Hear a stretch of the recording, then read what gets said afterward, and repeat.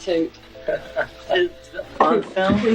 How's that for a shit-eating grin? In his lifetime, a lot of people were open about their criticism of Jim Morrison. The man had that chaotic mix of brilliance and recklessness that drew people in and pushed them away in the same breath. But there was one person whose criticism and outright hatred for Morrison went far beyond the usual complaints about his behavior. This wasn't some petty industry beef or a clash of egos on the road. This was personal, this was deep, and it was the kind of bitterness that didn't fade with time. Even after Morrison's death, when most grudges soften and people suddenly find kind words they never used before, this man's feelings stayed exactly the same. Not a hint of forgiveness, not a drop of sympathy, just the same cold, unshaken resentment he carried while Morrison was alive. So who was the man that truly hated Jim Morrison? And how did things spiral so intensely between them that the anger survived even the grave? Stick around, because we're about to walk straight into the heart of that story and break down every detail. The one bandmate who never forgave Jim Morrison, even after death. When the Doors came together in 1965, nobody standing on that California sand could have predicted the kind of storm they were about to unleash. They were just a handful of young guys chasing a sound, a feeling, a spark. But once the band started climbing, once the crowds got bigger and the chaos wrapped itself around Jim Morrison like a second skin, something darker began to take shape behind the scenes. Something that had nothing to do with fame or critics. John Densmore's resentment toward Jim didn't show up overnight. It grew quietly, the way real bitterness does. At first, it looked like tension, creative differences, clashing personalities, the usual stuff bands trip over. But by the time the Doors dissolved and everyone drifted into their own separate worlds, the anger inside Densmore had become so intense, so powerful, that he couldn't even bring himself to visit his old frontman's grave. Not for 3 whole years. That's not band drama. That's a wound. And the wild part? This all started long before the fame swallowed them. The first spark of the Doors happened on Venice Beach in July 1965, when Jim Morrison ran into Ray Manzarek, 2 acquaintances from UCLA who barely knew each other outside of school hallways. Jim quietly admitted he'd been writing songs, almost like he wasn't sure they mattered. He described those early lyrics as notes from some massive rock concert happening inside his head. And once the songs came out, he felt he had no choice but to sing them. There was something haunting about the way he said it. Ray asked to hear something, and Jim gave him the opening lines of Moonlight Drive, soft, eerie, and soaked in that strange energy only Morrison seemed to carry. Those words got into Ray's bones instantly. He could already hear the music forming around them. It wasn't just good, it was different. At the time, Ray was stuck in a band called Rick and the Ravens with his brothers, and nothing was clicking. Meanwhile, John Densmore, who already knew Ray from meditation classes, was playing with the Psychedelic Rangers. When Densmore joined later that August, the real chemistry snapped into place. They had jazz in one corner, blues in another, folk running through the cracks, and Jim's smoky, surreal lyrics tying it all together. With Patty Sullivan on bass, they recorded their first demo, 6 songs laid down at World Pacific Studios on September 2, 1965. They called themselves The Doors, pulled from Aldous Huxley and William Blake, a name rooted in the idea of breaking through the limits of perception. Even then, something about the name felt too big for such a young band, but it stuck. By late 1965, Ray's brothers stepped out, and Robbie Krieger stepped in. That's when the machine really started humming. From February to May 1966, they played the London Fog, a grimy little club that forced them to grow up fast on stage. Morrison learned how to face a crowd without melting into himself, and the band polished the rough edges off songs that would soon define an era. The End, Light My Fire, and all those tracks that still feel like heat on the skin. Ray would later look back at that run and say the London Fog was where they stopped being 4 separate guys and became one single force. That's where the magic first opened its eyes. Soon they moved up to the Whiskey A Go-Go, thanks to booker Ronnie Haran. Night after night, they held their own as the house band, even sharing the stage with Van Morrison and them. Their final night together, both bands merged into a wild 20-minute jam of Gloria that probably shook the walls. Then came the night that changed everything. On August 10, 1966, Elektra Records president Jack Holtzman came to see them, pushed there by Love's Arthur Lee, who swore the band was worth the trip. Holtzman watched 2 sets and signed them on the spot. Just 8 days later, the Doors had a record deal that would lock them into a long partnership with producer Paul Rothchild and sound engineer Bruce Botnick. But with Morrison, brilliance always had a shadow. On August 21, 1966, only 3 days after signing the deal, the Doors were kicked out of the Whiskey. Jim had slipped into one of those unpredictable spirals mid-performance, retelling the Oedipus myth with a raw, explicit twist that the club couldn't handle. It was shocking. It was reckless. It was exactly the kind of thing that made people love him or hate him. And for John Densmore, moments like that weren't just an artistic gamble. They were a glimpse of the chaos he knew they'd eventually drown in. His resentment didn't show up in loud arguments or backstage fights. It just settled, quietly, growing heavier every time Jim crossed another line. By the time the band fell apart, that resentment had turned into something huge, something he carried long after Jim was gone, something that kept him away from Morrison's grave for years, because standing there meant facing everything he had tried to bury. And this is only the beginning of that story. The Doors' rise, rebellion, and the night Jim Morrison went too far. Once the Doors landed in the studio in August 1966, the energy around them shifted. They weren't just 4 guys figuring things out anymore. They were building something sharp and strange and completely their own. By the time their debut album dropped in early January 1967, the world finally heard what they had been shaping in those dark rooms at Sunset Sound. A sound that could be soft 1 second and then drag you straight into a 12-minute fever dream like the end. They pushed the single "Break On Through" first. It didn't make the kind of noise they hoped for, but it was enough to get them on TV, on shows like Shebang and The Clay Cole Show, where they mimed the track for viewers who had no idea what was about to hit them next. And then came the pivot, "Light My Fire." The second that song caught fire on the charts, everything around them blew open. It became Elektra Records' first #1 single, cleared 1 million sales, and suddenly the band was everywhere at once. From March 7th to 11th, 1967, they played the Matrix Club in San Francisco. Small room, tight crowd, nothing glamorous. But those nights ended up being gold, because co-owner Peter Abram recorded the shows. No one realized then that those tapes would become some of the earliest raw pieces of the Doors' live history. They didn't officially see daylight until the band released them decades later, in 2008, through their Bright Midnight Archives label. Television came calling again on August 25, 1967, when they popped up on Malibu U and lip-synced "Light My Fire" on a beach. The whole thing faded into obscurity, barely making a ripple. And honestly, it didn't matter, because their real breakthrough on TV was still around the corner. Their international debut came on October 16, 1967, when the Doors shot a live version of The End for CBC in Toronto. It was taped at the Parliament Street Color Studio, though for years people insisted it was at the O'Keefe Centre, a mix-up that stuck because of the show's title. The footage didn't officially resurface until 2002 on the Doors Soundstage Performances DVD. But the real headline came on September 17, 1967, when the Doors stepped onto The Ed Sullivan Show. Producers asked Morrison to tweak the lyric higher, worried it sounded like a drug reference. The band nodded, but once the lights hit and Morrison sang, the original line rang out unedited. Sullivan canceled the next 6 appearances immediately. When reminded they would likely never be invited back, Morrison reportedly shrugged, saying, "We already did the show." That was classic Jim. A few months later, on December 24th, they performed "Light My Fire" and "Moonlight Drive" for the Jonathan Winters Show. The taping aired later, but the real highlight came during their Winterland Ballroom shows from December 26th to 28th.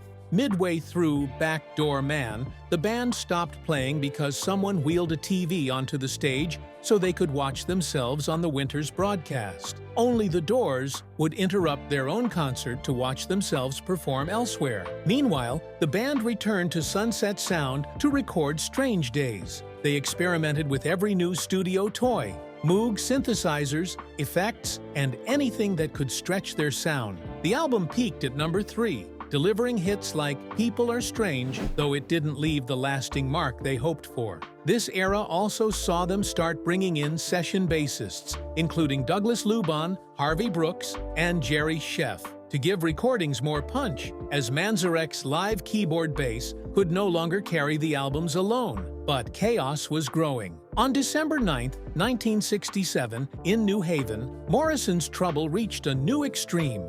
A night that should have been another explosive performance turned into something wild enough to cement Morrison in rock history for all the wrong reasons. Before the show, Morrison got caught backstage in a bathroom shower stall with a young woman.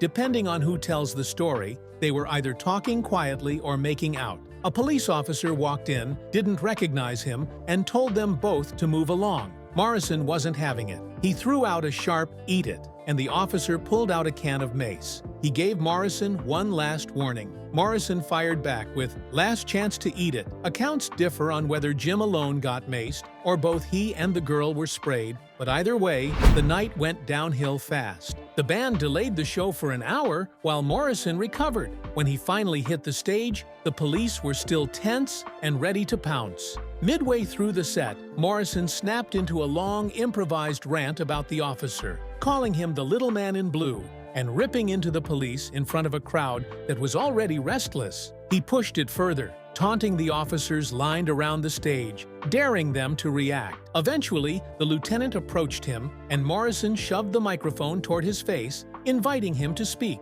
Moments later, police stormed the stage and dragged Morrison off mid-performance. The audience exploded, angry and confused. The night ended not with applause, but sirens. Morrison became the first rock singer ever arrested on stage. He was booked for inciting a riot, indecency, and public obscenity. And yes, the charges were dropped weeks later, but the damage was already done. It became one more moment, one more fire, added to the long, messy trail Morrison left behind. Jim Morrison's breaking point, the years. The Doors almost fell apart. By the time the Doors started working on their third album in April 1968, the tensions were already showing. Morrison's drinking wasn't just a problem anymore, it was bleeding into everything. Sessions dragged, tempers shifted, and when producer Paul Rothchild shut down the 17-minute Celebration of the Lizard for being not commercial enough, the room tightened even more. And yet, somehow, the band was still climbing. Their next album, Waiting for the Sun, hit number 1. Hello, I Love You shot to the top of the charts too, even though Ray Davies from the Kinks clearly recognized the similarity to All Day and All of the Night. The legal fight never happened, but resentment lingered. Even Morrison seemed bored of the song, sometimes tossing the vocals to Ray Manzarek on stage like he was handing off something he didn't want to deal with. The band tried to keep moving. They flew to London for their first shows outside North America, showed up at the Roundhouse, and got folded into the Granada TV special, The Doors Are Open. But the chaos followed them.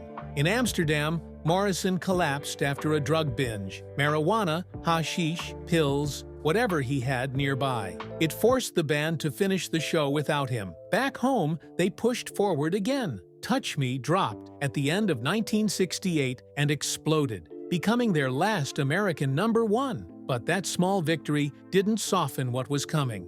Then came Miami. On March 1, 1969, at Dinner Key Auditorium, everything detonated at once. The venue was a converted seaplane hangar with no air conditioning, stuffed with 12,000 people in a space built for half that. Morrison showed up late, drunk, sunburned, and already in a mood. He'd been watching an experimental theater group called The Living Theater, and whatever he absorbed from them came out that night in the ugliest way. He taunted the crowd, flipping between desperation and contempt, begging for love one moment, calling them slaves the next. At one point, he grabbed a police officer's hat and flung it into the audience. People climbed on stage. Someone walked by carrying a sheep. Fans started stripping. Champagne dumped everywhere. Morrison ripped off his shirt and teased the crowd with it. Whether he actually exposed himself became the central argument. But one thing was certain: the place had tipped into something feral. 4 days later, a warrant was issued. Morrison was charged with everything from drunkenness to lewd behavior. He rejected a plea deal and ended up convicted, with 6 months in jail and a fine. He never served the sentence. He died while the appeal was still hanging in the air. Inside the band, the fallout got even heavier. Morrison said he was done with music. Manzarek talked him into staying just long enough to finish the Soft Parade, an album weighed down by brass and string arrangements he wanted no part of.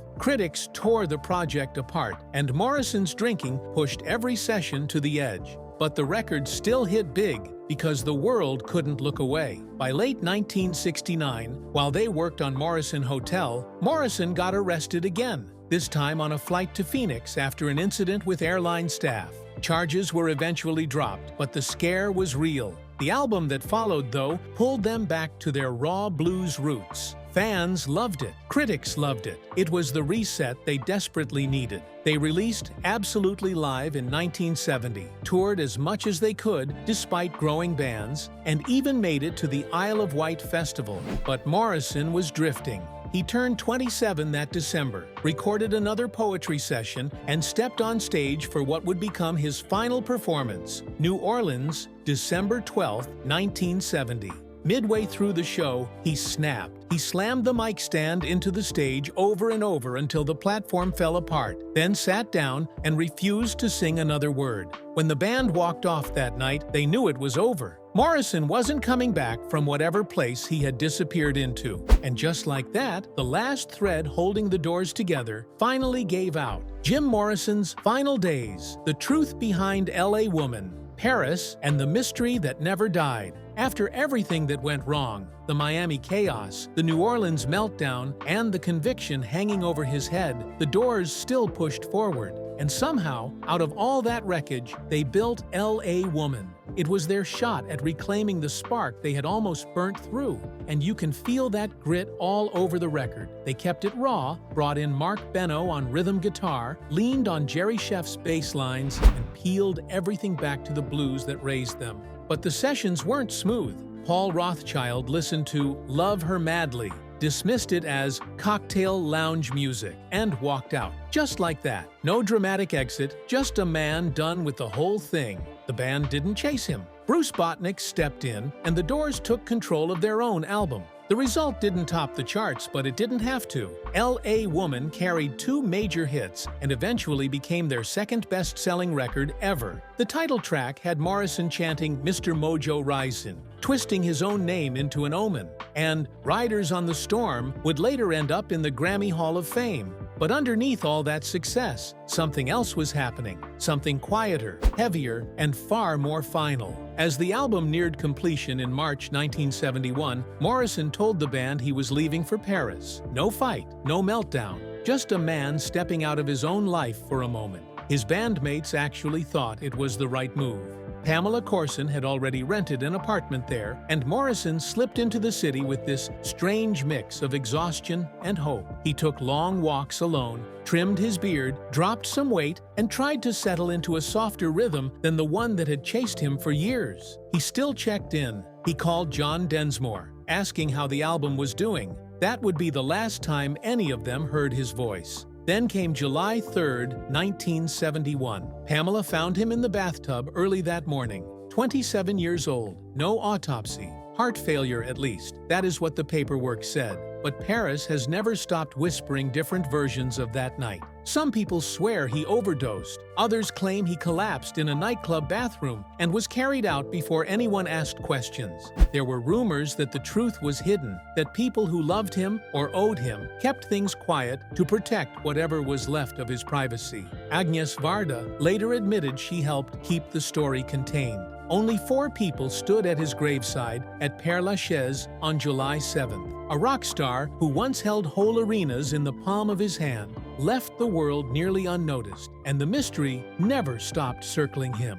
Pamela died 3 years later, also at 27. Densmore and Krieger tried finding a new singer, drifted into another band, and eventually stepped back. Manzarek chased his own projects. Years passed, lawsuits came and went, tribute versions formed and dissolved, and the band's legacy kept shifting with every retelling. Manzarek passed away in 2013. Krieger and Densmore reunited once more in 2016, standing together for a benefit concert in his honor, a quiet moment that felt like a closing chapter. And through all of it, Morrison stayed exactly where he always lived in people's minds. Half myth, half man, impossible to pin down, and forever surrounded by the questions no one has ever been able to answer. The bandmate who feared and hated. Jim Morrison, John Densmore's secret war inside the Doors. When people talk about the Doors, they usually go straight to Jim Morrison, the leather, the voice, and the wild mystique that swallowed him whole.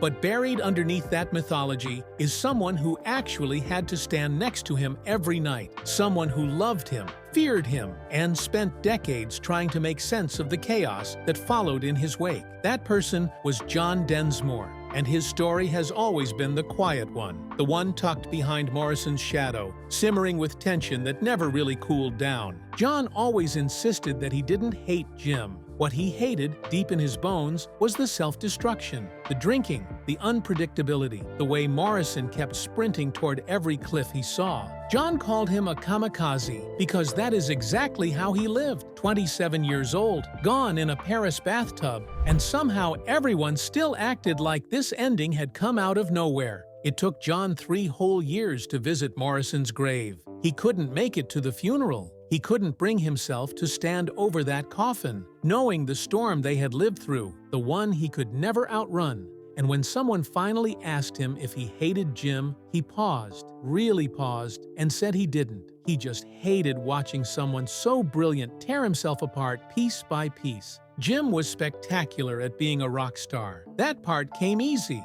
The voice, the presence, the way he could turn a stage into a battlefield of desire and danger. But everything outside of that, relationships, sobriety, stability, responsibility, he was a disaster. Reckless, selfish, mercurial. John would later call him the Dionysian madman, the psychopath, the lunatic, and the voice that struck terror in him. And none of that was exaggeration. Toward the end, John was practically begging to get Jim off the road. He knew the crash was coming long before Paris ever entered the picture. He even walked away at one point because he couldn't bear watching it anymore. But he came back. He says now he wasn't mature enough then to make the hard decisions. He wasn't enabling Jim. He just didn't know how to stop a train already going full speed. And back then, when someone self-destructed in front of you, nobody stepped in the way. That was the culture. You looked away, you hoped, and you prayed the person would wake up. Would Jim be sober today? For most of his life, John swore the answer was no. But now, decades later, he changed his mind. He says Morrison was smart enough to evolve, smart enough to stop, and smart enough to rise if he had survived long enough to know what living actually felt like.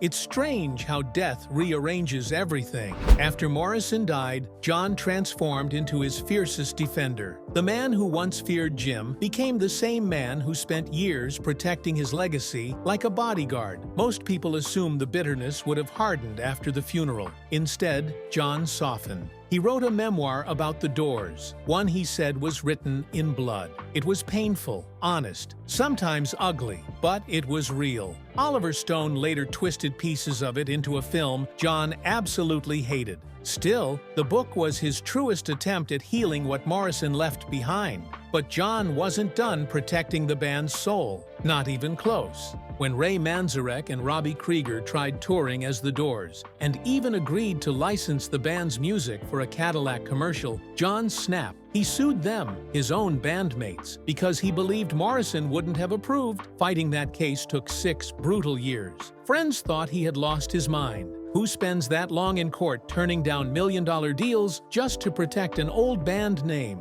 But John didn't flinch. Even when they raised the offer to $15 million, he kept hearing Morrison behind him, reminding him what mattered. He won spectacularly and donated the profits from the book he wrote about the case. He always says money is like fertilizer. It works when you spread it around, but when you hoard it, it starts to stink. His bond with Ray wasn't smooth either. They spent years as brothers, then years as enemies, then years trying to rebuild something out of the fractured pieces. The tension never fully disappeared, but there was affection in there too, buried in the rubble. When Ray died in 2013, John mourned him with a heaviness that only comes from decades of entanglement. But the deepest tension in John's life will always circle back to Morrison and the regrets he still wears. John has been brutally honest about the terror he felt around Jim in those later years. He wrote scenes that sounded like someone describing abuse, because that's what it felt like. He once arrived at a woman's house to pick Morrison up and found him pinning her with one hand and waving a knife with the other. John froze. He didn't intervene. He didn't tell anyone, afraid the band would crumble if the story leaked. Today, he carries that regret everywhere he goes. He says he would react differently now. Back then, he didn't know what to do with a situation that felt erotic, dangerous, confusing, and morally wrong all at the same time. There were stories in the memoir that still make him uncomfortable. Stories Oliver Stone sensationalized, and stories he tries to clarify even now because he doesn't want Morrison's legacy to drown in distortion. But life in that band was messy. Everyone was young. Everyone was confused. Everyone was tangled in their own chaos. And while Jim was tearing through life like a match dropped in gasoline, John was dealing with his own darkness. His brother, also named Jim, struggled with mental illness, spending long stretches heavily sedated in psychiatric hospitals. He died by suicide at 27, the same age Morrison died. That coincidence haunted John for years. He once wrote that handling sharp objects became difficult because part of him felt that joining his brother might somehow balance the scales. His sister was furious he wrote about the death. But then, John showed her letters from fans who said his honesty stopped them from ending their own lives. That's why he writes. That's why he keeps telling these stories. Even though he was the square of the group, the one who didn't chase Nietzsche or Truffaut or philosophical spirals, he became the heartbeat of the band. His rhythms built the architecture around Morrison's voice. You can't imagine Break On Through without that bossa nova pulse, or L.A. Woman without the drum break that opens the gate for Morrison's Mr. Mojo Risin'. But while the band was exploding, John's world was cracking in the background. Watching his brother disappear into mental illness, touring through emotional landmines, trying to hold the group together while fearing the man in front of the microphone, those pressures soaked into him deeper than he admitted at the time.